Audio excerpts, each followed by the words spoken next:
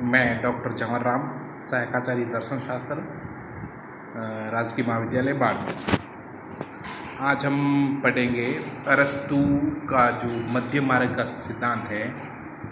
Middle way, मध्य मार्ग का सिद्धांत क्या है, इसके बारे में, अरस्तु के बारे में, अरस्तु ने इसके बारे में क्या क्या विचार बदलाए हैं। नैतिक सद्गुणों के अनुसार व्यक्ति के आचरण तथा व्यवहार का जो संबंध में अरस्तु ने एक विशेष प्रकार के सिद्धांत का जो प्रतिपादन किया है कि व्यक्ति का किस प्रकार का आचरण होना चाहिए, कैसे उसके सद्गुण होने चाहिए, उसमें और व्यवहार कैसा होना चाहिए, इसके बारे में एक अरस्तु ने एक विशेष प्रकार का सिद्धांत का प्रतिपादन किया है, जिसे मध्य मार्ग का सिद्धांत कहा जाता है। मध्य मार्ग का सिद्धांत अरस्तु के अनुसार ये जीवन के मार्ग की ओर संकेत करता है, जिससे कि क्या होता है कि प्रत्येक व्यक्ति का जीवन संतुलित और व्यवस्थित बना रहता है। ऐसा अरस्तु का मानना है कि अगर हम मध्य मार्ग का पालन करते हैं तो प्रत्येक व्यक्ति का जीवन संतुलित और व्यवस्थित बना रह सकता है। अरस्तु के अनुसार नैतिक सद्गुण दो विशेष अतिवादी दृष्टिकोणों के मध्य अथवा बीच के दो जो अतिवादी दृष्टिकोण, उन दोनों के जो मध्य की अवस्था है वो अरस्तु ने मध्य मार्ग की मानी है। जैसे उदाहरण देके उन्होंने समझा है, जैसे संयम के बारे में अरस्तु ने कहा है कि अत्यधिक भोग शक्ति और पूर्णतः आनंद रहित संन्यासवाद की मध्यवर्ती स्थिति है। मतलब एक तो अत्यधिक बहुत सारा भोग करना और पूर्णतः आनंद रहित संन्यासवाद, बिल्कुल ही आनंद नहीं करना, उसके बीच का नाम है जो संयम है। इसी सिद्धांत के आधार पर न्याय की भी व्याख्या अरस्तु ने की है और कहा है कि न्याय अपने अधिकार की अपेक्षा, न्याय क्या है, अरस्तु ने कहा है अपने अधिकार की अपेक्षा, जो आपका अधिकार है उससे बहुत अधिक प्राप्त करना तथा अपने अधिकार को पूर्णतः छोड़ देना। जो आपका अधिकार है उससे पूर्णतः छोड़ देना, एक तो पूर्णतः छोड़ देना और एक आपका अधिकार है उससे बहुत अधिक प्राप्त करना, उन दोनों के बीच की स्थिति को ही अरस्तु ने न्याय कहा है। साहस के बारे में भी अरस्तु कहते हैं, साहस भी उद्दंडता अथवा दुस्साहस, मतलब जो दुस्साहस होता है ना, उद्दंडता और कायरता के बीच की अवस्था, ये साहस भी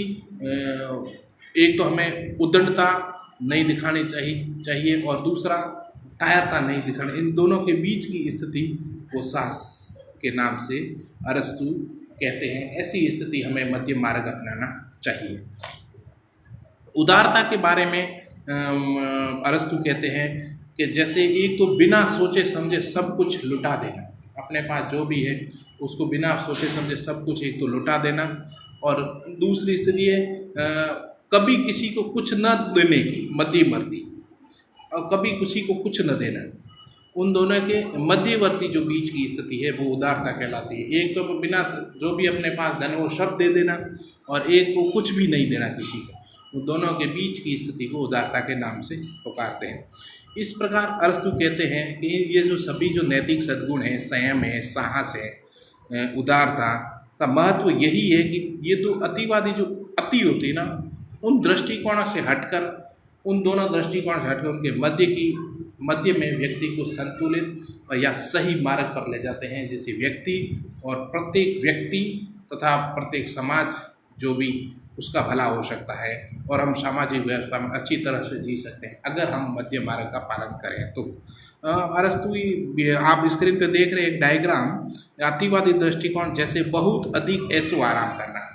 कई व्यक्तियों के बहुत अधिक ऐशो आराम कर देते, जैसे क्या है उसका स्वास्थ्य भी गड़बड़ा जाता है, और दूसरा कुछ भी ऐशो आराम नहीं करना। अरस्तु कहते हैं ऐसी स्थिति में हमें मध्य की अवस्था पालन करना चाहिए, ऐशो आराम भी करना चाहिए और ज़्यादा ऐशो आराम नहीं करना चाहिए, मध्य की अवस्था पालन करना चाहिए। इस प्रकार देखा जाए तो अरस्तु का जो मध्य मार्ग का सिद्धांत है व्यक्ति को एक बहुत ही संतुलित मार्ग पर ले जाने का बहुत ही अच्छा प्रयास करता है। लेकिन अगर हम इस अरस्तु के जो मध्य मार्ग के सिद्धांत, इस पर अपन गंभीर रूप से विचार किया जाए तो इसके आधार पर हम अपने व्यवहारिक जीवन में अपने आचरण तथा व्यवहार, जो भी हम अपना व्यवहार, हमारा प्रत्येक व्यक्ति का व्यवहार क्या है, आचरण क्या है, शुभ या अशुभ होने का ठीक ठीक निश्चय नहीं कर सकते। कौन सी वस्तु हमारे लिए कितनी सही होगी, कितनी किसका व्यवहार कितना मध्यवर्ती है, किसका आचरण कितना, कौन सा मध्य, कौन सा शुभ हमारे लिए मध्यवर्ती है, अशुभ मध्य, तो उनका ठीक ठीक हम निश्चय नहीं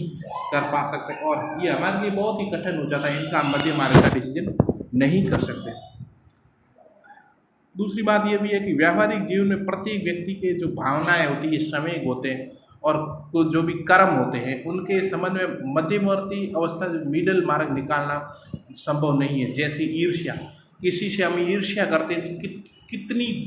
करेंगे, ये ज़्यादा हो जाएगी या बिल्कुल ही नहीं कर, मध्यवर्ती अवस्था नहीं निकाल सकते। घृणा करना किसी से, प्रतिशोध बदला लेना, कितना बदला लें, इसका मध्य मार्ग नहीं निकाल सकते। जैसे किसी की हत्या करनी तो उसकी कितनी हत्या करें, ये इसका मिडिल मार्ग नहीं निकाल सकते। चोरी,